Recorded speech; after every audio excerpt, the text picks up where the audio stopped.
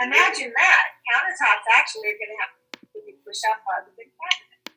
No, I would not put them in that week because I already have two in that week that are waiting on Bugsy for the 19th.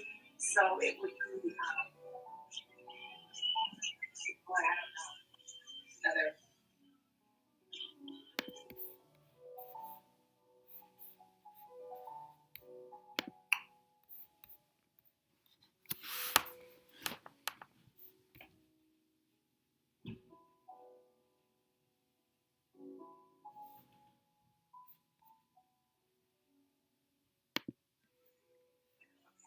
Hey, Marge. Hey, what?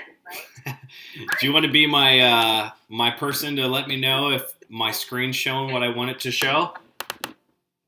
Absolutely. That's so kind of you. It'll only be a few things here and there, so it won't be a ton, but I'm going to make sure that everyone can see what they're supposed to. So right now you should be able to see the meeting will begin shortly. Is that right? Correct. All right, cool.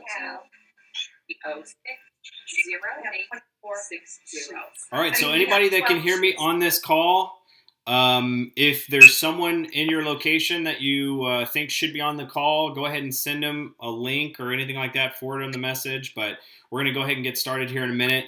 We're going to cover a topic that is a little bit time consuming, although I made pretty good time earlier. So, I just want to make sure we don't run short on time. We're going to keep this to a lean 30 to 45 minutes as we always do. So I think I'm going to go ahead. I'll mute Paul there. And then I see a message coming in. So let me check that real quick. That's from Spencer. Password going to Apple Store meeting and try to crack. Oh, he's got iPad issues. All right. So let's go ahead and get started just a minute or two early. It's okay if we need to call. We'll get some more people probably joining during the call, and that's okay. So just to start out, we're going to go ahead and enter presentation mode. Again, for those of you that aren't aware, my name is Matthew Gooch. I'm the National Sales Manager, and these monthly meeting calls are intended to kind of give you a real brief coaching and a reminder on some of the sales processes that you should be doing on your everyday, which this is the meeting that we're going to be covering today. So on every meeting, we do a real quick introduction into Zoom, along with a reminder on the iCloud photo sharing program, and then the top performers for the month of previous, and in this case, that would be November, and then negotiation will be the special topic of the month. So we always cover one core topic, and then that's going to be the one for this month, and then upcoming topics that we're going to have in future meetings. So just to start out here, the introduction to Zoom. Obviously, you guys are all on the call. A lot of you have used this platform before, but just in case you haven't, this is something that you may join a meeting and be unmuted, or you may actually have your video enabled. If that's the case, you want to be cautious not to say anything you don't want the rest of the group to hear, as well as for the video function, you want to make sure you're not doing something that you don't want other people to see. So there is a chat function within this, so if you have a question, just feel free to shoot a chat. I'm going to go ahead and send out a chat to all right now, just saying hi, and you should see something flash on your device, and you can see there. If you have a question, feel free to chime in, and I'm more than happy to answer questions, or if you want me to slow down or anything like that. So we've got that. This platform is one that we'll be using for many things. Again, private coaching and others. So many of you have heard this a number of times, so I won't spend any more time on it. But this platform's awesome. So feel free to reach out if you need any help with coaching on a specific issue. iCloud Photos. As some of you may know, I've recently updated some of the categories. I added a folder in there that's called Gray Cabinets. I added a few before and after pictures, which we'll get to in a second. And I just want to make sure everyone that is not already joined knows that this is a free program you can join, where you just need to send me an email saying, hey, add me to the list. And as long as you use an Apple device, whether it's an iPad, iPhone, or it's a Macintosh, laptop, doesn't matter. As long as you have a Mac, you can join in this program. And I'm going to give you a real quick rundown of what that program is in just 1 second. So here's where you come in, Marge, and I'm going to need you to let me know when you can see the photos. So can you see the photos here? Yes. Excellent. Okay, I'm going to throw you on to mute. You did a great job. I'll unmute you for one more thing in a second. So the photo section, this is kind of what you guys should be seeing now. I changed the name of a category. I don't recall which one it was, what it was called before, but now it's called Gray Cabinets. So I'm trying to add to this. Please know that I rely on you guys for photos. I'm no longer in the field. And while I do have access to all of our corporate photo shoots, I don't have access to anything beyond that. So feel free to shoot me an email with any great installation photos you have. Before and after, I just added that I'd like to make sure I point out for you all that are a part of the program that is awesome is this one here. This was done out of Ottawa, so this was a before, and the after is here. So it's a pretty astounding before and after. Pretty amazing. Yeah. So I would highly encourage you. That's what these photos are for. These photos are for. Hold on, I'm gonna mute. Maybe Craig there. I can't tell who I need to mute, who I don't. Doesn't matter. Either way, I've got as many of these. There we go. I'm going to mute you, Marge. Sorry. So these are really intended for you to be able to use at your customer's house, and you can show them some nice installations. I also have a couple of new photos in the shower and bath section. So feel free to send me photos as you get them. Again, I would love any that you can provide because this is truly shared to the whole system, and it is very helpful in giving your customers a vision. If you're trying to close them, that's essential, is that they have some sort of visualization of what their project might look like. So again, it's really easy to join. I've got a tutorial on it. All you need to do is send me an email requesting that you be added to the list, and I'll send you instructions along with a little tutorial video that you can watch on how to join, and then you should be able to have access to all these photos as well. So I'm going to stop share here and go back to my presentation so we can actually get to the core topics. So I'm quickly going to unmute Marge, wherever you're at, and hopefully you can confirm that we are good. So Marge, can you see that screen again? Yes, I can. Perfect. Okay, I'm going to mute you again now. All right, so we're going to get to the core topic of this meeting. So as you can see here, this is more information on the iCloud photo sharing. We want to make sure we recognize, as always, our top performers. So for the month of November, we actually had a number of people. I'm very excited about that. We had 17 that got over 100,000 in the system, which is very, very commendable considering the end of the year is typically slow. I want to recognize the top 5, though, by name. Jennifer Lee in Kansas City did a great job at 211,639. Congratulations to Jennifer. Len, as always, that Northern California team, between he and Francine, they're both going back and forth every month. He beat her out this month with 168,493, and Francine was right there behind him, though, at 145,302 in Sonoma. Dean, which is, again, very skilled, very consistent, with great numbers, 139,310. And then Susie at 123,835, rounding out the top 5. Obviously, we want to recognize, but I don't have time to list every single person because we want to make sure we get to our topics. But I wanted to congratulate those of you that made the top 5, and hopefully we can get some new fresh blood up there. There's a couple specific that are new names to this list that I was excited to see in St. Paul, and I don't believe I've seen the Grand Rapids, Jonathan there before, so congratulations. And then Barbara and Chico, it's first time her making this list since we started these calls. So congratulations to you guys. Did a great job. Hopefully we can continue the success. The topic of this month is going to be negotiation. So negotiation is really something that I thought I could just condense 3 or 4 different topics, and it wasn't going to be very long, but it turns out as I was building this presentation, I noticed that there's a lot to it, and we actually start our negotiation early on by planting numbers. And so that's kind of what we're going to cover is, just a reminder of what you need to do, and then some different techniques to pull some information out of your customers that'll help with your negotiation. So I actually wrote this slide just as a reminder. So your best chance at closing a sale for our products and services, in my opinion, is on the first call.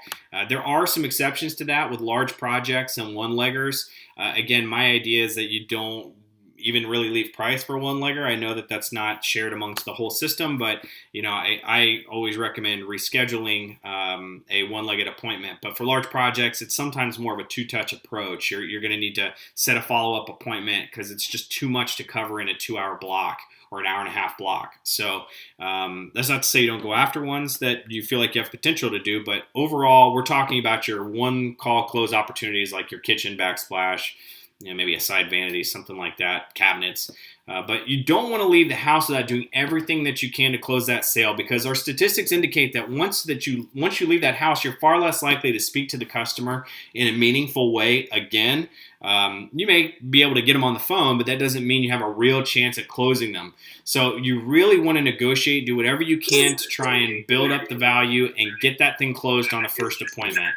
I'm going to go in here and just mute everybody real quick because we just had some new joiners to the call. So I'll just mute all, continue. All right, perfect. So we're going to get back to this. So prospects, I love this. I found this online. I've read it a number of times, and I think it's great to remind our system that the prospects that we visit are going to throw both valid and false objections into the path of our sale. And sometimes these objections are just really automatic responses. They'll let me think about it, or that's just an automatic mechanism for them because they're just programmed to do that naturally in a sales situation. So really, I wanted to kind of notate that a skilled one-call closer is able to get the prospect beyond the automatic response and get into a meaningful discussion about their hesitancy to move forward. And that's a really valuable skill that really separates the good from the bad. If you can just at a minimum get them talking about the sales process here at the end when they say, I need to think about it, if you can open up a dialogue, you're going to have a higher success rate at closing them. Some helpful tips on negotiation. This is where I really started to realize this is a pretty complex issue that needed a little bit more time, and that's why I kind of just ran real quick through the other slides. It is ultimately, in my opinion, you're going to start your negotiation super early in the process during your price conditioning. Your goal is really to plant a number with them and then spend that appointment building the value of our products and services. So I'm going to explain what I mean by that. So when I do a sales appointment, or I did sales appointments years ago, I would show before and after pictures. And let's say I'm visiting a customer that I can tell their kitchen remodel based on what they want us to do is going to be about $16,000 to $17,000. Well, very early in the process, I'm showing them a before and after of a complete transformation, something similar to the work that they're going to have us perform or quote out. And I'm going to basically plant a number in there for a couple of reasons. But one, I realized is I plan it because later I'm going to use that. And I'm going to use that during negotiation if we have to negotiate. So if I had a customer, just as an example, that I could tell was going to be a $15,000 remodel, I would show a before and after and tell them, well, I just want to show you exactly what our installs look like for previous jobs, and also give you an idea what they spent. I actually would give them the number. I would say this customer spent $20,000. Again, I think I've covered this in a previous call, but I always had a different number, but it wasn't important. I was trying to gauge their reaction on what they thought about the number I just laid out. And really, even if they don't have a reaction, you've now planted a number in their mind about what this might cost. So again, that's such an important part. And then during the whole appointment, you're going to spend your time building the value, making sure they see why it's worth that money. And once your final selections are made, you want to, of course, summarize the scope of work and remind them of your urgency clause. We covered that in a previous call. Again, doesn't really matter if you do it exactly like I did it. Many people have different ways of creating urgency. But at the end of the day, before you go through your steps of negotiation, you want to make sure you remind them of that urgency going on right now. So it'll help you with that negotiation, because if they think, oh, well, I can just call them back in 2 weeks, 3 weeks, we'll negotiate then, that's a problem. They got to think, well, I'm getting my best price right now, and then you can negotiate with a little more urgency. I always am a big advocate of playing the prices right. We haven't covered this topic yet. Some that have done my live sales training or private coaching have heard what this is, but I'm going to explain it in just a moment for everyone on the call. And then be sure to ask the most important question prior to revealing price. So we're going to cover that as well. If you don't do anything else but just ask this question, it's going to help you open the negotiations naturally. And you'll see what I'm talking about in a few moments. So the technique that I use for the Price is Right is, it's kind of cheesy, but I used it every time I could with my customers because it's a very effective technique. And really it's the sum of what you're trying to do is determine what their budget is, or what kind of value you've built into this project throughout your 2 hours appointment. So the technique actually is pulled out right before you present the price, but after you've covered the scope of work one last time. So again, Mr. and Mrs. Customer, we are going to do XYZ, cabinets, counters, here's the colors we picked. All that is obviously been covered before you work up price. Now you've worked up price, but you don't want to present that price yet. Okay, so you're going to then say, all right, Mr. and Mrs. Customer, we're going to play a game. I've got your project calculated, and I want you to guess how much do you think this is going to cost you. I used to joke and say, it's not $1 million, and it's not $1. It's somewhere in between there. And if you guess within $1, I'll pay for your kitchen or something to break the ice, get them to get involved and play. Typically, this is an effective strategy if you ask first the driver on the project. So let's assume you have two people, a husband and a wife on the other side that you're talking to. I would always start with whoever I perceive to be the driver. Most of the case, it was the wife, the one who really wanted the project done. You could tell that they were super into it. So at that point, I'm going to ask the driver, Mrs. Jones, what do you think this is going to cost you? And then I'd play on the husband's sense of competitiveness and say, okay, well, do you think she's right or do you think she's low? What's your guess? If you can't get both of them to participate, however you need to do that. Because the driver, if you can get them to participate, will usually, again, guess what their budget is. Or they'll guess what kind of value you've built. You planted that number earlier in the process, and now they're like, well, shoot, I would assume ours is hopefully a little bit less than the number that they gave me. And you're kind of preparing them and building them for this grand total at the end. And, again, it's helpful to get the reassurance that it's landed, that they know, oh, okay, well, I'm still guessing $2,000 as my grand total. That's a problem. You know that you haven't built the value or the customer just wasn't listening and you got an uphill battle to climb. But if you've done a good job, they might guess higher than what your total is, and that makes it real easy to lay down and present price. Now, I want to note out this last bullet point here. I've noticed that reps that I've taught this to get a little discouraged if they don't have 100% participation.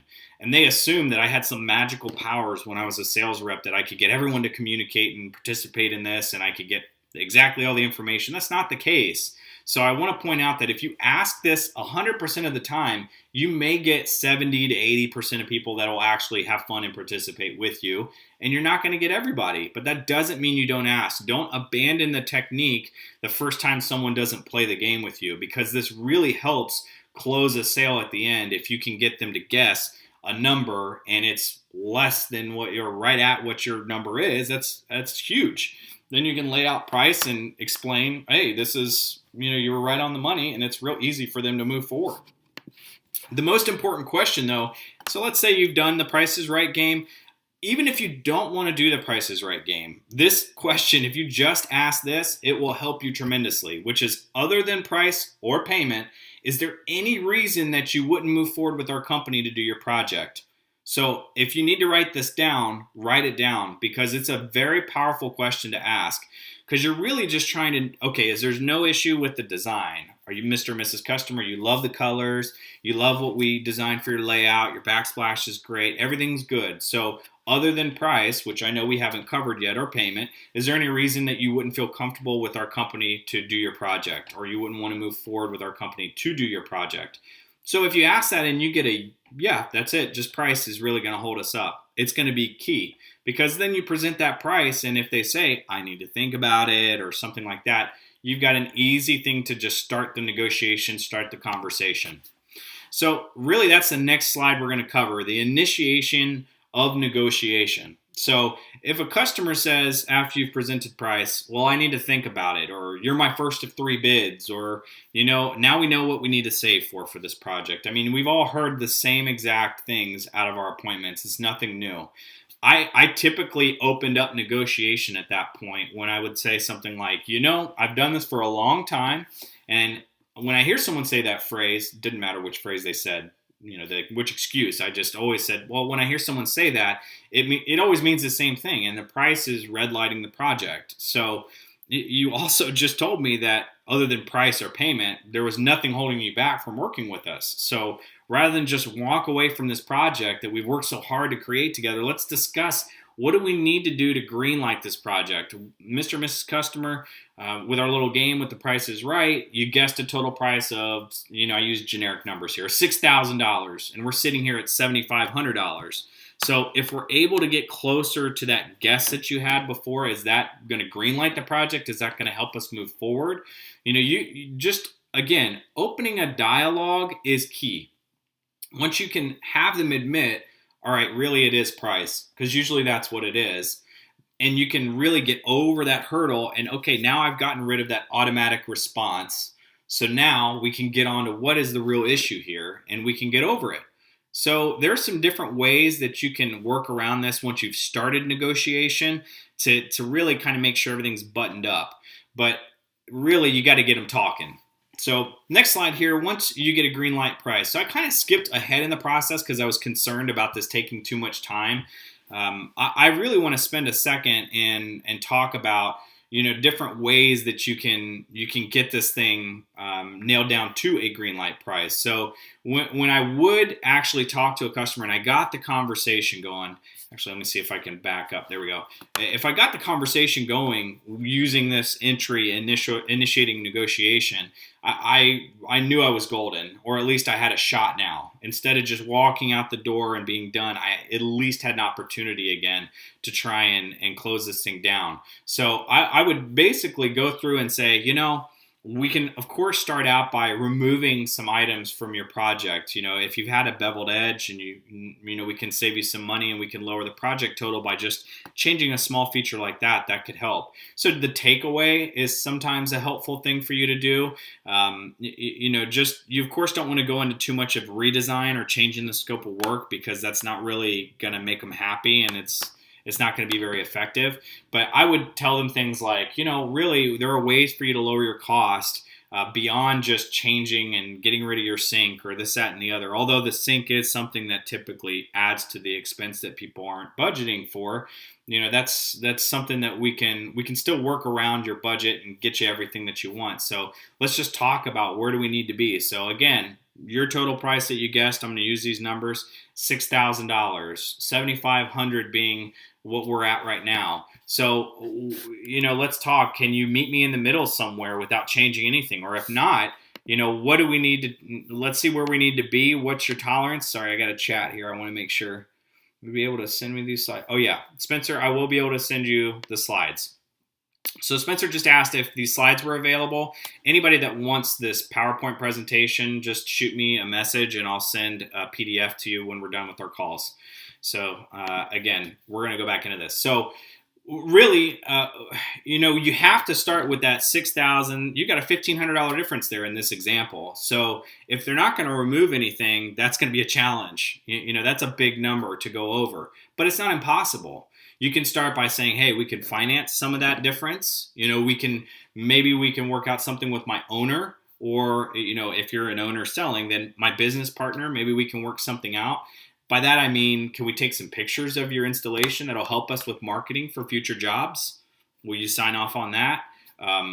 Also, you could say things like, well, in a house that I did last week, very similar size to what you guys have here and what we're looking at for you. I know that I got my business partner or I got my owner to actually approve a price at about $7,200. I know that's not a huge difference, but it's a little closer to your number. So if we were at that number, again, you got to get them engaged in the dialogue first to come up with that green light number. But once you do, again, it's very powerful. And then you need to sure it up by saying, okay, so if we've hit this green light number, let's say for this circumstance where we're using the $6,000 and $7,500, that the number is $7,200.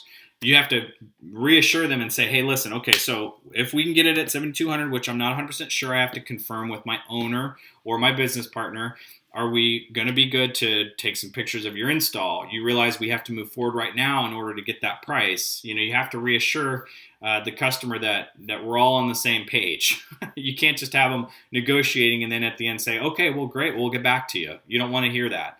So if you come up with that green light number and the next move is to call the owner, call the business partner. Again, I get that the fake call was a little bit of a controversy for some franchises, but I used to do fake calls for this. If I knew I was within the scope or the range that I had to price things out for my location, I still wanted to kind of make that a concrete situation. So I would call, my owner, or fake call my owner. And, a lot of times I would actually talk to the owner. He would just not be listening really to what I was saying because he knew what I was doing. I would actually tell him, hey, so I've got a customer. Here's the details. We've got this many, slabs. We've got this type of edge, the sink. Here's the scope of work. Here's where our price was. I'm sure you already know it's $7,500, but they couldn't swing it. So they've agreed to let us use their kitchen for future marketing. So they'll let us take some before and after pictures. Also, they won't share price if they refer anybody. That way we're not getting, the referrals expecting the same price. But, is there any way, can I get this approved, at this lower price at $7,200? Okay, great. So if you're doing that within earshot of the customer, you're making it more concrete. So it's not a surprise, again, when you go back to them and say, great news, we got things approved at the $7,200. And this is where the second little tab here comes into play. So there must be a justification for the price drop. So I would every time write on the contract or in the notes saying that you approve the use of your pictures. This is the reason your price is lower. So I need you to initial down here saying I can use your photos for future marketing, whether that be print ad, probably just going to be in customers' houses, but you've got to have some sort of justification. So you're explaining to them, well, I've got it approved from my owner or my business partner. They only approved it if, one, you wouldn't share price. Two, if they let us use your pictures, which again you've already agreed to. We just need you to initial at the bottom saying that's okay. Another technique I would use is I would advance a customer referral credit. We used to give a $100 referral bonus to anybody who would send us a customer. So I would say, I know you're going to refer a number of people to us because we're going to do a great job. You're going to love your kitchen. So I'm going to go ahead and mark your account with some of the existing customers we already have coming in. I'll mark them with your account and that'll get your number down. Again, you don't have to do that. That's just a different way to really get the cost down and justify the reason why it's dropped. Because if you don't have a justification and you simply go in there and drop price with no reason, you're going to have a high rescission rate. The rescission rate's going to go through the roof because they're going to see, oh, he just dropped price. He was just trying to hose me for an extra $500 or whatever it is. So you really need to make sure that you give a reason why you're dropping the price.